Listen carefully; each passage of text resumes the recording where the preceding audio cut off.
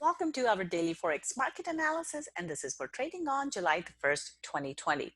Just a quick disclaimer here before we get started. This is for educational purposes only. Trading is a risky business, so please be careful with your money, especially right now because markets are extremely volatile. All right, so as usual, we'll start off by taking a look at our calendar here. So in terms of the data, we did see that the data was negative for British pound. And for US, we saw, excuse me, we saw positive data for the consumer confidence numbers, negative data for Chicago PMI. And as I've mentioned several times, the negative data is getting ignored by the market right now. And same thing here, we saw for British pound, negative data got completely ignored, but the positive data in regards to consumer confidence numbers pushed the market higher. So the stock market went up as a result of that. And also, of course, we had Fed Chair Powell speaking, testifying in front of the Congress, and that pushed the market up further because he said that there will be another stimulus package. And anytime there's a talk of stimulus package, that is good for the stock market, but that is bad for the currency.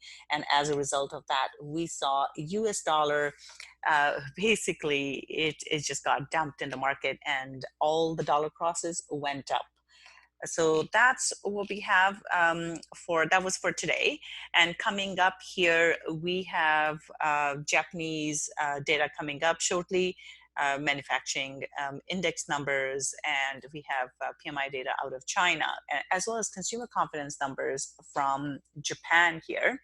Now, also we had quarter end today. So this is on June 30th. That was the end of second quarter.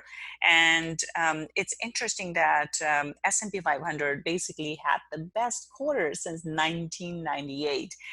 As we can see, the risk on sentiment is very much back in the market right now.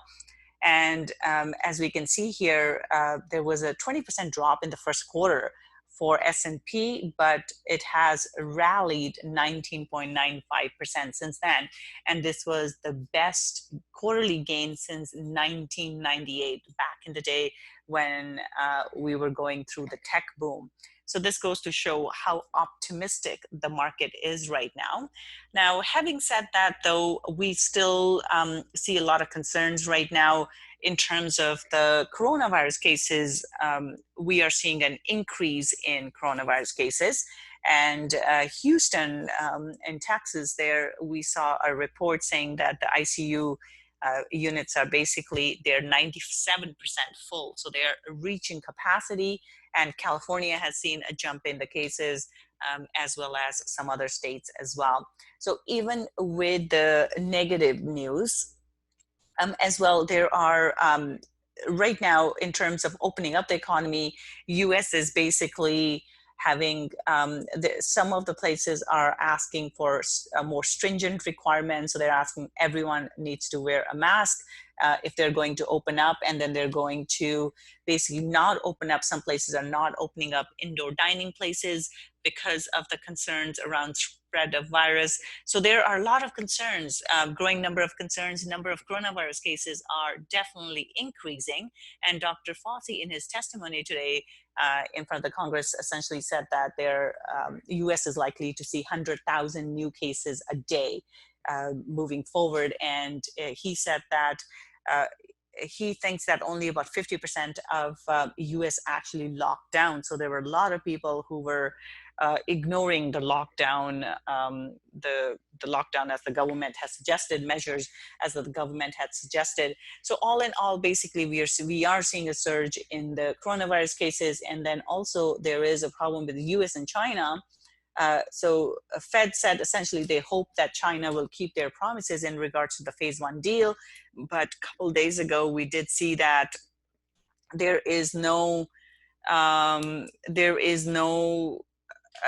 are basically concerned that China basically essentially came out and said that they will not be keeping their promises if US does not back off. But the US has actually, they have started the process that they talk about in regards to putting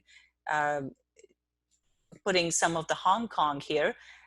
They're eliminating Hong Kong's special status. So this is a cause for concern, because that means the phase one deal, trade deal is essentially done as a result of that. However, as we can see, market is ignoring all the data that is concerning right now, and there is a huge amount of optimism in the market that is pushing the stock markets up. So there seems to be a lot of this big gap in terms of what the economy is doing versus what the market is doing. So the market is in an uptrend with the best quarter ever in decades. Yet we see that economy hasn't fully opened up in the U.S. and not only has it not opened up. In fact, we are seeing a very concerning picture out of the U.S. So. But for now, risk on is back in the market. So we are squarely back on risk on mode, and that's what we have to operate on right now. So all the stock markets in the US closed high. So S&P 500 posted 52-week highs. Nasdaq recorded 76 new highs. Let's go back here.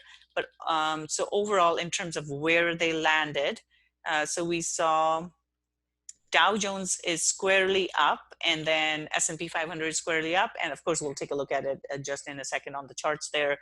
All the three markets are up. Basically, the main trigger there was that Powell essentially said that they're working on the new stimulus package, and they are expecting to release it by end of July. And anytime, like I said, there's a stimulus package, it's bad for the US dollar, bad for the currency, and it's good for the stock market. And that's what we saw today. All right, so in terms of what's coming up here on July the 1st here, now that the month-end flows are behind us, we have a ton of PMI numbers here out of the Eurozone. Again, if the PMI data misses, like we saw with British pound and US dollar, if it misses, it's not a big concern because market will ignore it. But if the data is better than expected, that will drive the market higher. So today we saw that euro did not do much. It was a range-bound move for euro. But if the data comes in positive, above expectations here, that will be positive for euro, and we may see euro dollar go up as a result of that. And then we also have ADP non-farm employment numbers out of the US. We are expecting over 2 million jobs being created. So these will be a lot of people, a lot of companies that have come out of the lockdown, and the employees are back on the job. So that's what we would be looking for. If the number is better than expected, that is going to be positive for the stock market, and we're likely to see another rally in the stock market. We also have PMI numbers out of US here. Again, if the PMI numbers beat expectations, that would be positive for the US stock market, not so much for the US dollar. When we see the stock market rallies, right now market is in risk on mode. In that case, US dollar drops. So dollar crosses are likely to go up in this regard. And then we also have FOMC meeting minutes at this point.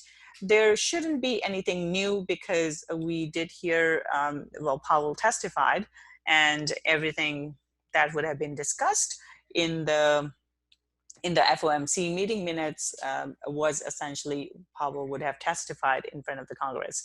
So there should be nothing new. So I wouldn't expect a big surprise for the FOMC meeting minutes. And then there's trade balance numbers from Australia. It is a holiday for Canada. And also keep in mind, we are going into long weekend for the US as well. So July 3rd, Friday, should be a day of low liquidity because July 4th is the long weekend, and we see a lot of times that the traders will actually finish up early on Thursday, and then they take on an extra long weekend. So just keep that in mind. So liquidity can be low this week here, especially towards the end of the week. All right, so moving on to our charts here, we saw that euro dollar essentially did not do anything. price, we have a doji price basically went in both directions here. So right now, this is completely neutral here. So if we take a look at hourly chart here, we see price is still into the support level here at this point. Now, overall price has been making a lower highs. That does not guarantee, though, that it will drop. We have seen quite the opposite with British pound. So keep that in mind. Right now, it is neutral. Bias is neutral. I'm looking for price to basically either break out of the resistance or break out of the support, and then move in, and then whichever direction it breaks in, that's the direction that it's that we would look to trade. So right now, neutral bias here, and again, if it holds below, I'm looking for a drop, and then if it gets stuck here, looking for a move back in. So we may get a neutral move, but if it breaks through the support here, for example, we could see a further drop. So watch out for that. Same thing, if it goes, we see it go through the resistance, then we're likely to see a move higher. So neutral bias for euro dollar. In terms of the levels that I would watch, on the top, we have 1.13 and then 1.1320. Below, we have 1165 and then 1150-ish level. So neutral bias for euro dollar. Pound dollar here, this was interesting. Price got stuck into the support level here. It did drop nicely, but then got stuck into the support level. Now we have a nice big bullish engulfing candle. So bias here is bullish. Now with caution though, if we take a look at our hourly chart, we can see a big inefficient move here, and price is into this resistance at the moment. So this is our support resistance level. Now, this inefficient move, so generally what happens with inefficient moves is that price can come back all the way to where the move started from. So it could come all the way into 1.2300. So that would be the caution here. But with an uptrend, generally what we would look for would be a pullback into the daily pivot point. So essentially into this area, into 1.2350. And then if it holds above, we will look for a move higher. So that's our normal uptrend, how the pullbacks happen in an uptrend. But if it goes through, but because this is an inefficient move, it could come all the way back. So if it goes through the pivot point, I will look for, move lower, basically all the way down. So watch out for this one. I would be cautious. Price has moved quite a bit. And now we're looking for a continuation move higher. And generally the pullback that I would look for would be 1.2350, but it could come all the way down into 1.2335 as well. So watch out for that bullish bias. Once it goes through the resistance, we're looking at 1.2470. Next one here, we're looking at Aussie dollar. Aussie dollar was into support as we talked about yesterday. This is still a range bound here. So again, going back into our 1 hour, we see that price broke through this resistance here, the range that it was trading in. And again, this was also a volatile move to the upside. We did see a price, price did give us an inefficient move. So same thing applies here as well with all the inefficient moves. We saw inefficient moves in dollar crosses as well as yen crosses. So we just need to be careful here. What I'm going to look for here would be a pullback here. So bias is bullish with caution though. So with the pullback, I will look for this 68.90 level. If it holds above, we're looking for another move to the upside, or we may get a deeper pullback here. Right into this level here, 68.80, and in that case, if it holds above the daily pivot, we could see another move to the upside. Just keep in mind, when we have month ends and quarter ends, prices can be a little skewed because of the flows, the month end flows. So just be cautious with this trading, because we may see things realign as we move into July 1st here. So for now, I would say bias is bullish. Just be cautious. It is into resistance here. If it does not go through the resistance, then we are likely to see price come back into the range. and potentially towards the bottom of the range. So for now, bullish bias with caution though. New Zealand dollar, same thing here. We see that price is into resistance right now. The support resistance level here is strong. So watch out for that. If it doesn't go through, we could see it come back towards the bottom of the range once again. But right now, this is looking bullish. The close is bullish. But going back to the 1 hour chart once again, we see a huge inefficient move here. So in this case, I would look for a pullback into this area, 0.6440, or it may go right into this pivot point level at 0.6435. And then as long as it holds above, I would be looking for another move higher. So bias here is bullish. But keep an eye on this pullback here. So bullish bias, but again, keep in mind, it's into solid resistance here. If it fails to go through the resistance, it can just get sideways here. So bullish bias with caution. Dollar CAD here, we had a nice move to the downside here. The data that came out for the Canadian dollar was positive. Plus we saw US dollar tank. As a result of that, we have a nice bearish candle here for the day. Now I would look for a pullback, bit of a pullback. And if it holds below 1.36, then we are looking for a further move to the downside. So bias here is bearish again. If we take a look at it, we have a big inefficient move here as well. So if it doesn't go below the resistance, watch out for that move higher. So expect volatility, but bearish bias with caution. Silver here, silver finally broke through the resistance level here. It was trading in a range. Yesterday we had a neutral candle close. It's moved through that. So bias here is bullish today. Now we may get a pullback into 18, and then next target here, 18.40. So bias is bullish here for silver. So as long as it holds above 18, I will look for a further move higher. Gold here, gold is looking bullish here. It did close the day up. It held above the support resistance level we were watching at 1765-ish area. And now it is into resistance. So again, we have to be careful. The markets were volatile today. We saw extended moves in all the stock markets, and as such, the risk on sentiment went through other parts as well, or other asset classes as well. This one, anyway, looking bullish here. We could get a pullback into 1780. And if it holds above, then we are likely to see something like this. So this is a key, 1780 is a key support resistance level to watch here. Once it gets through this level, though, we may see a drop back into the 1765 area. But for now, bias is bullish. Next target, 1800, so 1798. So bullish bias here, again, with caution, though.